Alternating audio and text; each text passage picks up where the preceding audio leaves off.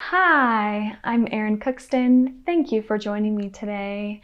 We are going to delve into part 2 of the 3-part series, Anatomy of Healthy Shoulders. So if you missed part 1, then just make sure you take a moment, go back to part 1, and then move on with me in part 2. Today we're going to be exploring the healthy relationship between the arms, the shoulders, and the upper back through the lens of downward facing dog pose. So let's jump on in.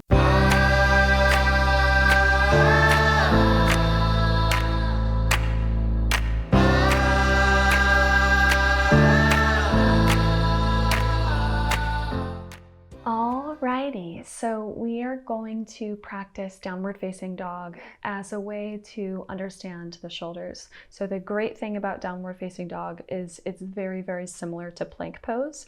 It's not a matter of learning something new or figuring out something different about the way your body moves and the way to build strength and stability. It's really just applying the same alignment principles in plank pose with just making these little modifications because the arms are in flexion, meaning they're all the way up and overhead. So we're just going to jump right in, and just like part 1, we're going to practice downward facing dog 3 times, kind of moving attention through the posture and understanding the posture more deeply as we go. So you're going to come onto your hands and your knees, very similarly to how we began part 1 in plank pose.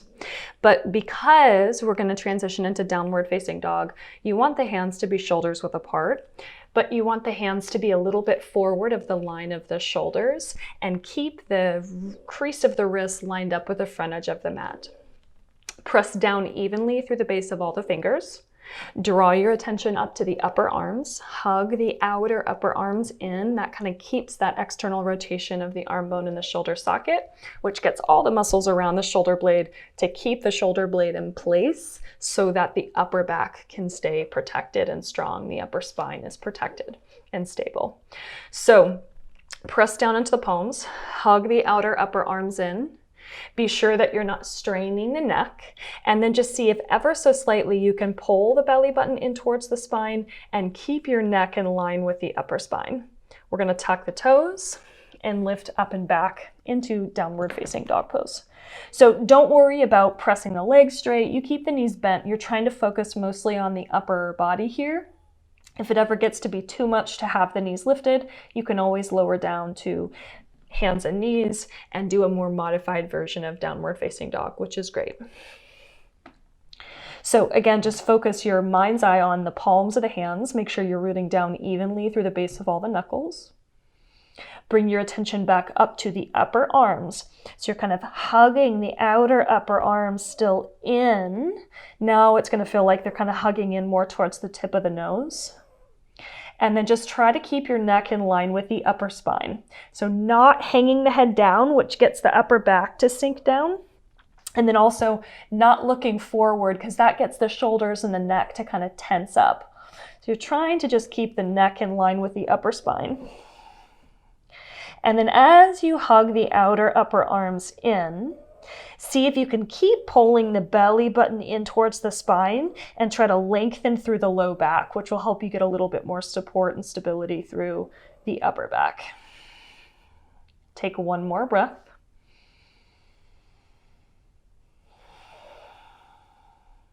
And then we're going to lower down, good job, to child's pose. So you just release all the way down. That is good, yeah. Yep. And just notice how your shoulders, your arms, your hands feel. Take one more breath.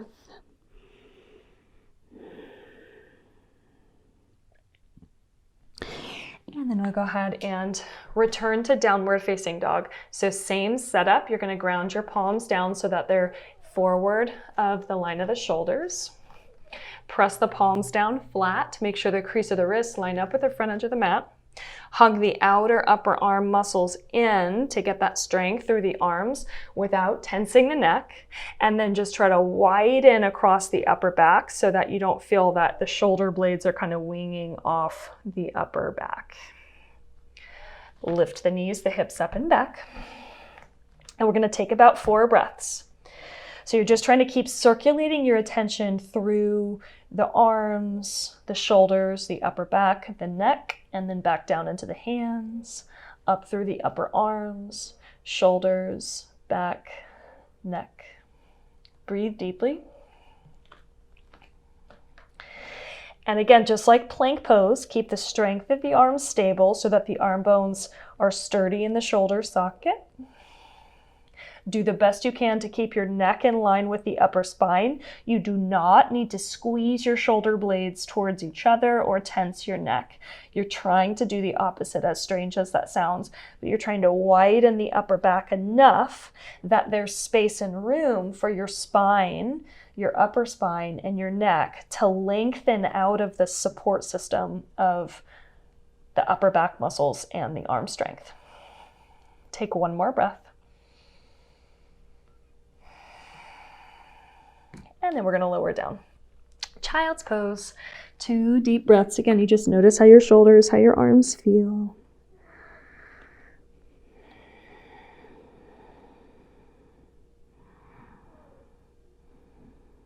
And then one more time, we're going to lift up for downward facing dog. So you set up that stable foundation. Strength through the arms.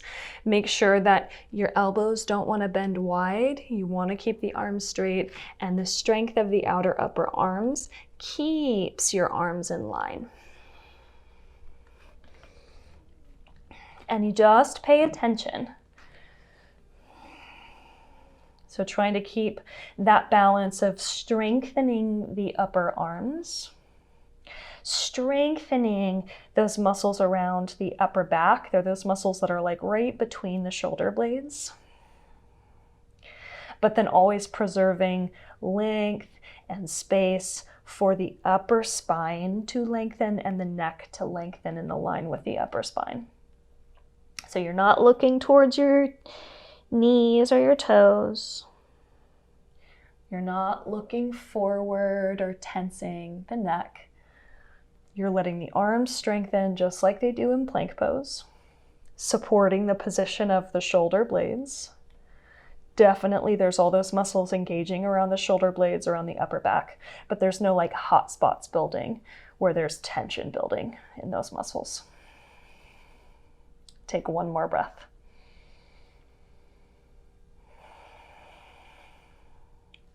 Good. Lower down to child's pose one last time.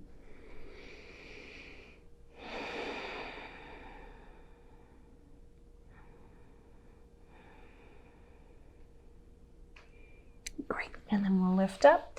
We're going to briefly come to sit, so you just want to take a moment.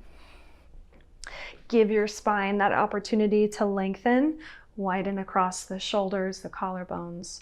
Let the outer upper arms just draw down and in by the sides of the waist. Close your eyes.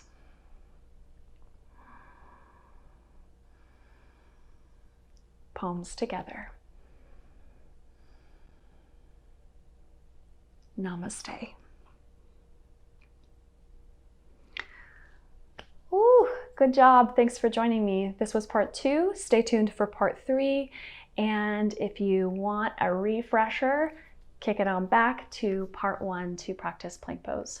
I hope you feel great, you feel aligned and ready for whatever's coming next. Please subscribe if you haven't already, and I'll see you next time.